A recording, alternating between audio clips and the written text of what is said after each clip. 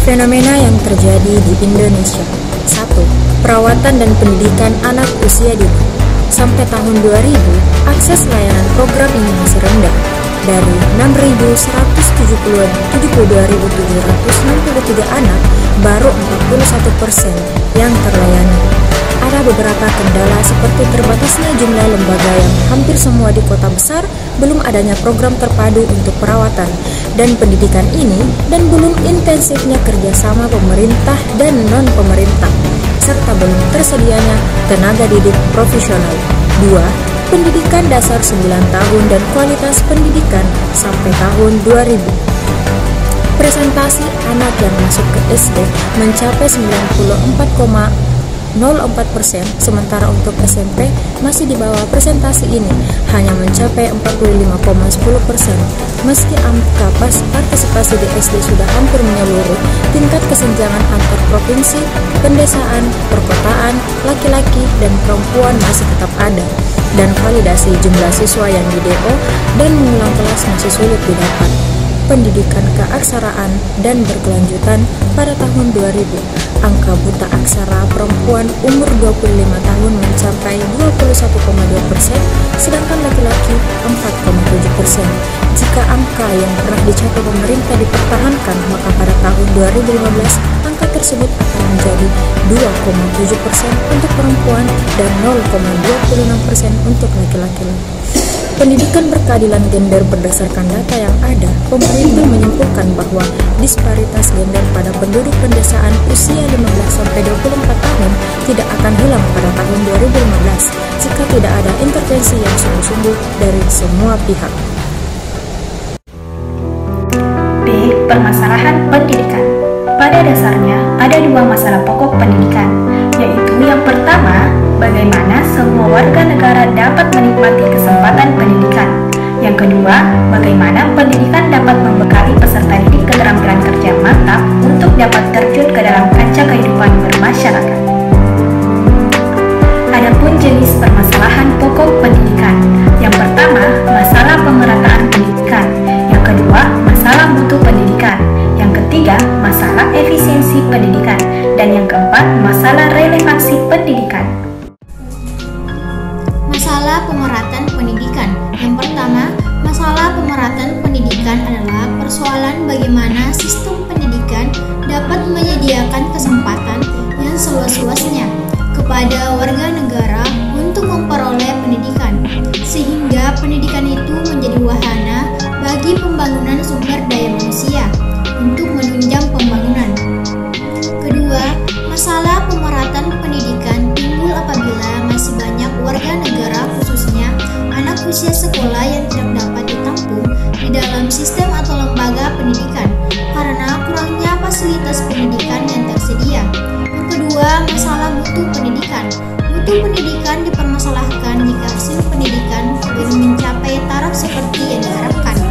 Penetapan mutu hasil pendidikan pertama dilakukan oleh lembaga penghasil sebagai produsen tenaga terhadap calon luaran dengan sistem sertifikasi. Selanjutnya, jika luaran tersebut terjun ke lapangan kerja, penilaian dilakukan oleh lembaga pemakai sebagai konsumen tenaga dengan sistem tes unjuk kerja.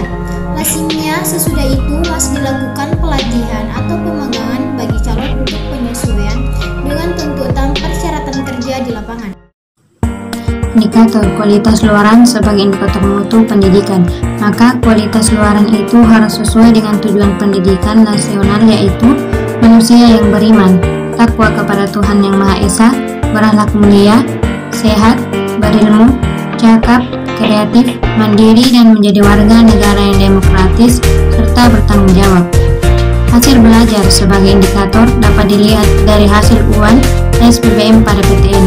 Ini yang paling mudah diukur. Proses belajar sebagai penentu. Hasil belajar yang bermutu hanya mungkin dicapai jika proses belajar dilakukan secara optimal. dengan berbagai komponen yang terlibat di dalamnya, seperti kurikulum, guru, peserta didik, metode dan pendekatan, sarana dan prasarana, proses pembelajaran, fasilitas media, dana, termasuk komponen masyarakat. 3. Masalah efisiensi pendidikan. Masalah ini mempersoalkan bagaimana suatu sistem pendidikan mendayagunakan sumber daya yang ada untuk mencapai tujuan pendidikan. Jika penggunaannya hemat dan tepat sasaran, dikatakan efisiensinya tinggi. Jika terjadi yang sebaliknya, efisiensinya dikatakan rendah. Beberapa masalah efisiensi pendidikan yang penting adalah bagaimana tenaga kependidikan difungsikan sebagai sarana dan prasarana pendidikan digunakan, bagaimana pendidikan diselenggarakan. Yang pertama, masalah efisiensi dalam memfungsikan tenaga meliputi pengangkatan, penempatan, dan pengembangan tenaga.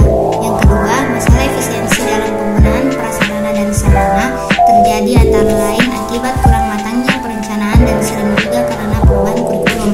Yang keempat, masalah relevansi pendidikan. Sistem pendidikan menghasilkan luaran yang sesuai dengan kebutuhan pembangunan, yaitu masalah-masalah yang digambarkan seperti di dalam tujuan pendidikan nasional. Luaran pendidikan diharapkan dapat mengisi semua sektor pembangunan yang beraneka ragam, sektor produksi, sektor jasa, dan lain-lain, baik dari segi jumlah maupun dari segi kualitas. Jika sistem pendidikan menghasilkan luaran yang dapat mengisi semua sektor pembangunan, baik yang aktual yaitu yang tersedia maupun yang potensial dengan memenuhi kriteria yang dipersyaratkan oleh lapangan kerja, maka relevansi pendidikan dianggap tinggi. Masalah relevansi pendidikan mencakup sejauh mana? Masalahnya adalah kondisi pendidikan di Indonesia saat ini, yaitu satu, status lembaga pendidikan sendiri yang masih bermacam-macam kualitasnya. Yang kedua, sistem pendidikan tidak pernah menghasilkan luaran siap pakai, yang ada ialah siap kembang. Yang ketiga, peta kebutuhan tenaga kerja dengan persyaratannya yang dapat digunakan sebagai pedoman oleh lembaga-lembaga pendidikan untuk menyusun programnya yang tidak ada. Adapun faktor-faktor yang mempengaruhi perkembangan masalah pendidikan yaitu satu, perkembangan ilmu pengetahuan dan teknologi atau iptek. Yang kedua, laju pertumbuhan penduduk. Yang ketiga, aspirasi masyarakat. Yang keempat, keterbelakangan budaya dan sarana kehidupan. Sekian video dari kami. Lebih dan kurangnya mohon dimaafkan. Thank you for watching. Wassalamualaikum warahmatullahi wabarakatuh. See you.